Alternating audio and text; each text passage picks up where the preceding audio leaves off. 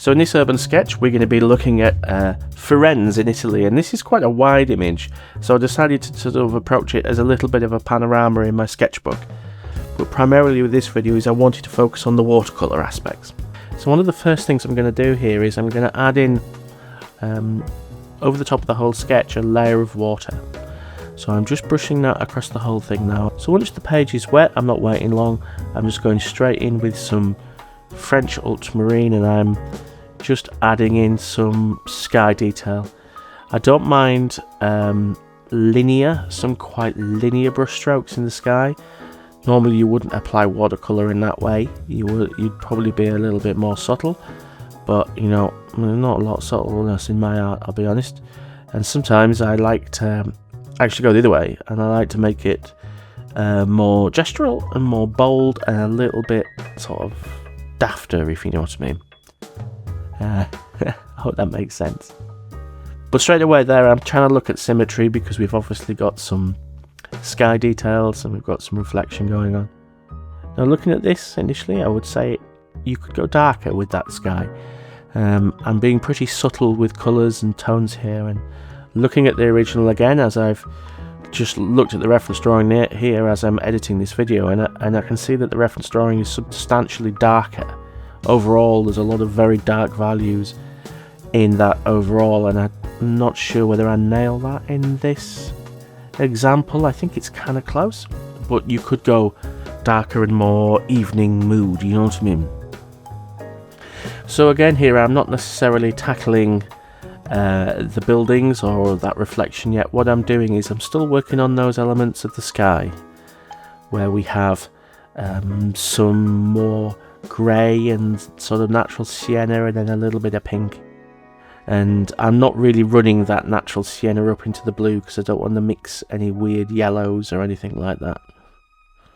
So I'm looking at this now and I'm having a think, and I'm listening to some Stan Getz, and it's giving me kind of chilled sort of 70s bossa nova vibes. So a little bit of pink over on the left hand side as well, we're going to put some of that in. And then it's really going to be a start of maybe doing some washes on these buildings there. Okay, so the final touches on this one, it's a real style thing, you know, it's not for everyone. Is I'm going to add some little splashes of colour. One of the things I tend to find is if you have a lot of free space on one side of the picture, it can feel a little bit empty and a little bit uncomfortable. And what I occasionally do is just to add a few spots of, and what I like to do occasionally is just to add like a few little spots of colour. And I just feel it gives the page a bit more of a natural sort of termination, if that makes sense.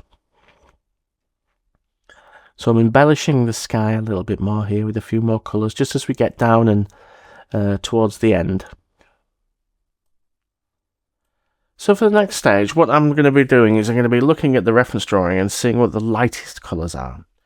Just trying to get an idea of what the lightest tones are, because we're working light to dark with watercolour, as you really have to, or mostly have to.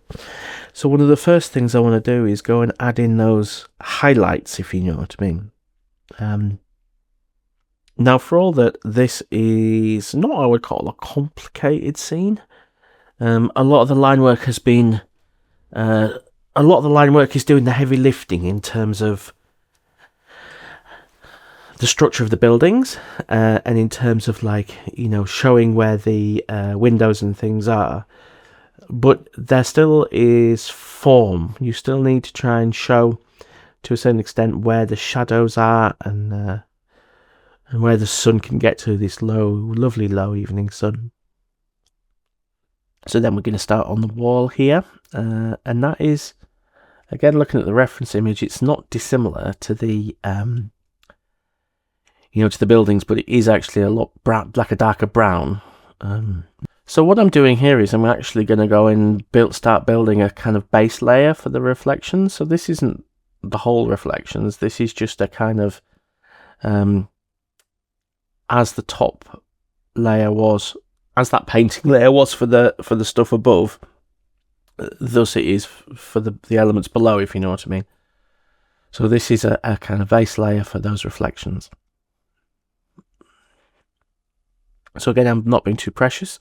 I'm kind of just dropping these bits in. I'm not worrying too much about exact shapes at this time. I'm just kind of going to get some coverage in there.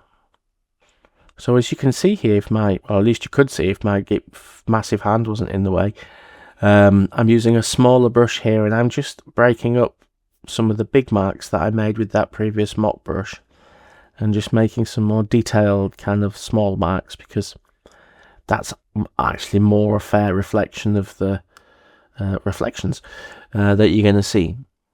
So starting again on the left hand side at the top there, and we're going to go and put another layer in of slightly darker areas, and I think there's going to be roughly kind of like two lots of colour on the buildings, and then maybe a shadow layer.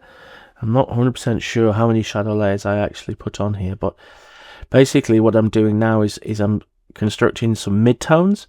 So these are, in some places where there's a lot of darkness, these are going to be sort of shadow areas effectively. But we have various other details that we need to put in as well. So I might fast forward this a little bit, just because you don't necessarily need to see exactly what I'm doing, but you can see as we go that I'm adding in some of the midtones, these darker areas, and then going in with a little bit of stronger pigment here, a little bit more browns. There's a little bit more Van Dyke brown, and there's a little transparent red oxide in there. And what I'm doing is I'm just building up some of those shadow areas. Now I might go back and do another layer of shadows. I would have thought I would. But then we need to do the wall darker as well, so that obviously is another darker element, so that has to go in there. And actually on the wall, I've looked at the reference drawing, and there is quite a lot of darker areas and bits and bobs like that I can add in those details. Okay, and then next in line we have the roof areas. Now, because a lot of the roofs are in shadow, most of them are in shadow, I mean, some direct sunlight. Now, as most of the roofs are in direct sunlight, they're all going to be a pretty similar colour. There's a few areas of shadow that I can put in, but they're pretty much a nice sort of pyrrole orange colour, those classic pantile roof colours.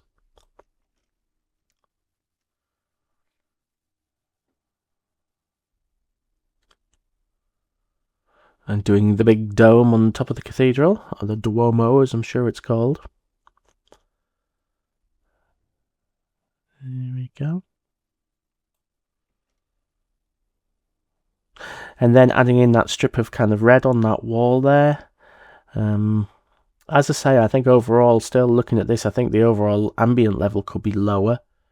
It would be nice to do the sky a bit darker, and I think doing the sky a bit darker would have made the light bits of the building pop a bit more. But I still love it. It's still great.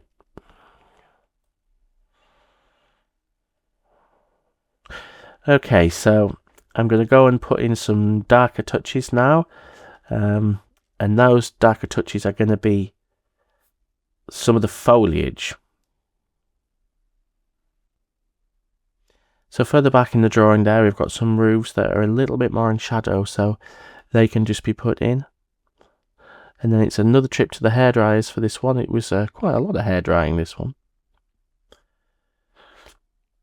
And now once that's in, I can really start to look at where building up these shadow layers, because it still looks really flat. So as you can see here, I'm going in with a much darker colour again. And that's one of the things with watercolours, is sometimes you think it'll be 2 layers. And you think that's all it needs, or sometimes it's like 3 or 4, or sometimes you can do like 5 or 6, because you just keep building it and building it and building it until you've got that contrast right. But that doesn't matter, you can do that. It's the kind of fun of it, really. So I think this is the bit, really, when the drawing starts to come to life a little bit more. As you see here, I'm using quite a small brush. Yeah, I'm putting in some of the details around that dome works well as well. I like that.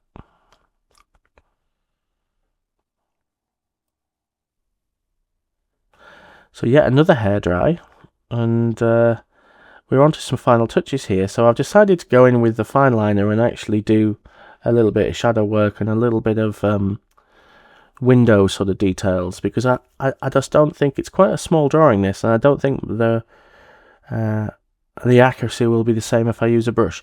So yeah, it's not very often I use a fine liner like this, but I think actually it works quite well in this case.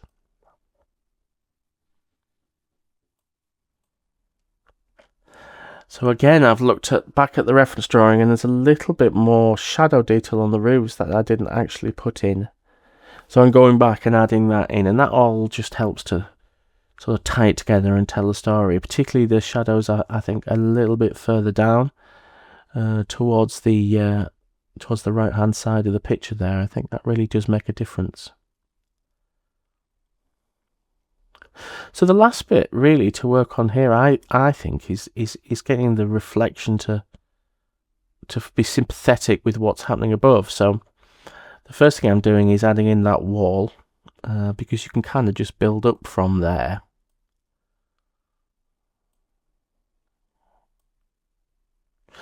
And then using some of that darker grey, in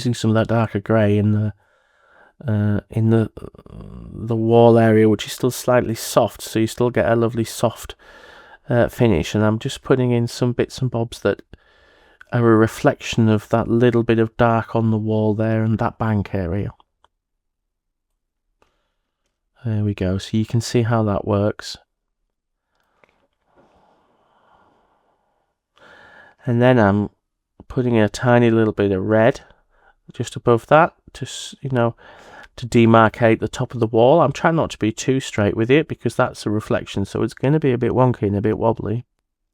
So one of the things I've noticed about the reference drawing here is the wall area, and the reflection of the wall area is actually significantly darker than the houses above. So what I'm doing is I'm going in and I'm just putting a layer of Van Dyke brown over the top of the whole of that. I'm just basically pulling it down, making it darker. Now you're going to lose a bit of definition by doing that, but it doesn't really matter. So then this is the last bit really, where I'm adding in those reflections. I'm trying not to be too specific with the reflections. I mean, they aren't, they're probably a lot more accurate, you know, in the reference drawing, obviously, but I don't necessarily want to show, you know, a load of very, very accurate photorealistic reflections. It's more kind of just getting a feel.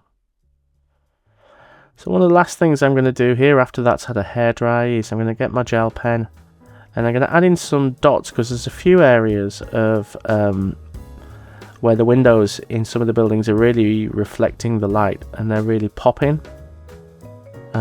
So I wanted to try and get those in and then add those into the water as well, because just a few highlights in the water really make a vast difference to the overall feel of the piece, I think. You don't need many highlights, but a few dots of white can really lift the whole thing, surprisingly.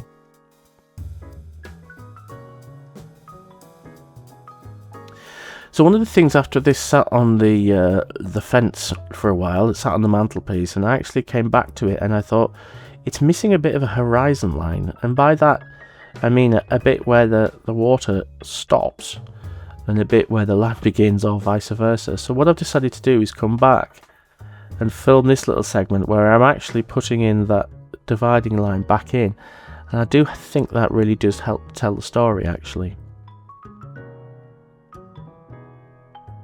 Okay, so we can have a look at this. I think it